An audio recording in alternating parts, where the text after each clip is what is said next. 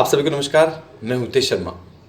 कुछ महीनों पूर्व मैं मेरे एक मिलने वाले यूडीसी जो अपनी नौकरी से सेवानिवृत्त हो रहे थे, उनके सम्मान समारोह में गया। उनके बारे में एक बात थी कि जहां भी उन्होंने नौकरी की, जिस ऑफिसर के साथ भी उन्होंने नौकरी की, सबके साथ उनकी कभी नहीं बनी। सभी ने उनकी नौकरी पर, उनके काम करने के तरीके पर हमेशा सवाल उठाए। हम जब सम्मान समारोह में पहुंचे तो उनके वर्तमान ऑफिसर बोलने के लिए मंच पर आए, तो हम सबके मन में यह उत्सुकता थी कि अब वो क्या बोलेंगे। उनके ऑफिसर ने कहा कि मैंने इनके साथ काम करते हुए दो बातें सीखी है। पहली बात यह कि ये हमेशा सुबह समय से आते हैं और शाम को समय से जाते हैं, ना कभी लेट आए ना कभी जल्दी गए। दूसरी ये कि जब भी मैंने काम को लेकर इनको कुछ कहा तो हमेशा ये मुस्कुराते रहे, शांत रहे और कभी वापस जवाब नहीं दिया। ये दो बातें नौकरी में बहुत आवश्यक है और जो इनसे सीखने योग्य है। जितने भी वहां उपस्थित लोग थे, सबको बड़ा आश्चर्य हुआ कि हाँ, इनके ये जो दो गुण हैं उन पर हमारा कभी ध्यान नहीं गया। हमेशा सभी ने उनमें जो कमियां थी उन्हीं को देखा, और ये उन्हीं के साथ नहीं, पूरे संसार में हो रहा है। आपने अनुभव किया होगा कि जब भी आप किसी से मिलते हैं या उसके साथ काम करते हैं तो सबसे पहले आपकी नजर उसकी कमियां या उसके जो दोष हैं वहां पर जाएगी। और ऐसा नहीं है कि ये सिर्फ बाहर के लोगों के साथ होता है, ये चीजें घर से भी होती है। आपके घर के बच्चों पर, आपके माता पिता पर, आपके साथ काम करने वालों पर, आपके घर में अगर कोई काम करने वाले आते हैं उनके साथ, हर जगह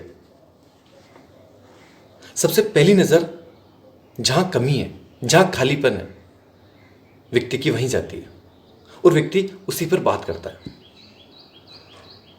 लेकिन लगातार इस तरह से बात करने से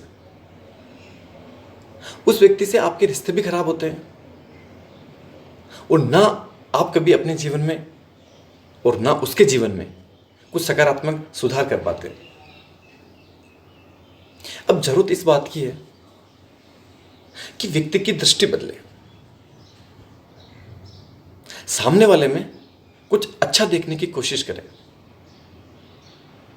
स्वामी राम ने कहा कि एक कमरे का मकान हो या 100 कमरों का महल, उसमें प्रवेश करने के लिए एक दरवाजा जरूर होता है।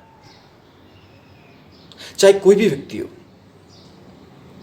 कितना ही बुरा हो, लाख कमियां हो, लेकिन आप जरा गौर से देखेंगे, ध्यान से नजर देखेंगे तो एक या दो अच्छाई तो आपको मिल ही जाएगी। लेकिन व्यक्ति ऐसा देखता नहीं। अगर आप दूसरों का घर साफ कर रहे हैं, उससे आपका घर साफ नहीं होगा। आपको सबसे पहले अपना घर साफ करना होगा। अगर आप अपने अंदर से हर तरह से सकारात्मक हैं तो आप खुद भी सकारात्मक रहेंगे और आपके प्रभाव में आने वाले व्यक्ति भी सकारात्मक रहेंगे।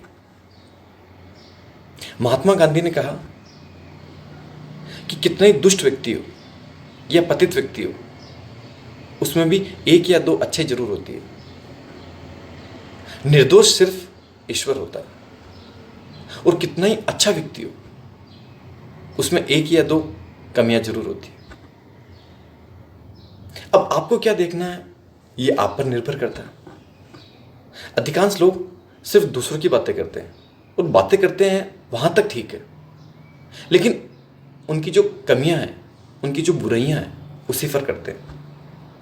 आप अगर जरा ध्यान दें, जब भी आप किसी से मिलते हैं और किसी तीसरे की बात चलती है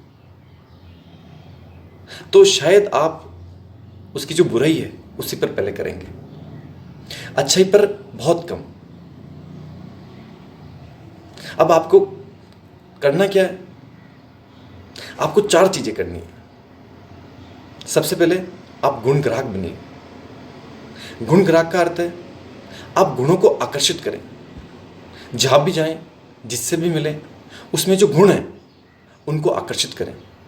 अपने अंदर की जो चुंबक है, चुंबक का भाव है, वो जहां भी जाएगी सिर्फ लोहे को आकर्षित करेगी। आप अपने अंदर ये कशिश पैदा करें कि जहां भी जाएंगे, जिससे भी मिलेंगे, उसके जो गुण होंगे उसको देखेंगे और उसी पर बात करेंगे। उसके बाद गुणों के गायक बने।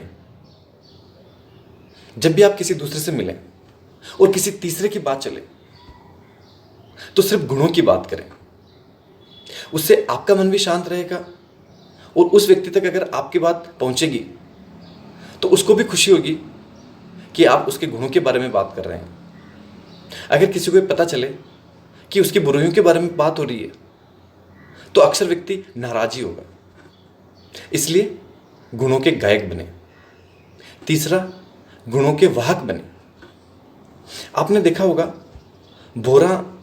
भंवरा जब किसी फूल पर बैठता है तो वहां से खुशबू और पराग दोनों को लेकर आता है, और जब मक्खी किसी गंदगी पर बैठती है तो वहां के जो कीटाणु हैं वो लेकर आती है। अब आप ये सोचिए कि आपको क्या करना है। अगर आप किसी के गुणों के वाहक बनेंगे या अपने गुणों के वाहक बनेंगे तो हर जगह आपकी खुशबू फैलेगी, आपकी अच्छाई होगी। चौथा, गुण धारक बनिए।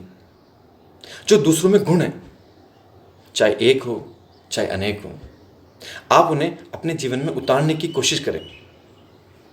अगर ये चारों चीजें आपने अपने जीवन में शुरू कर दी तो निश्चित तौर पर आपका जीवन पूरी तरह से बदल जाएगा और आपके प्रभाव में जो भी आएगा उसका जीवन भी बदल जाएगा।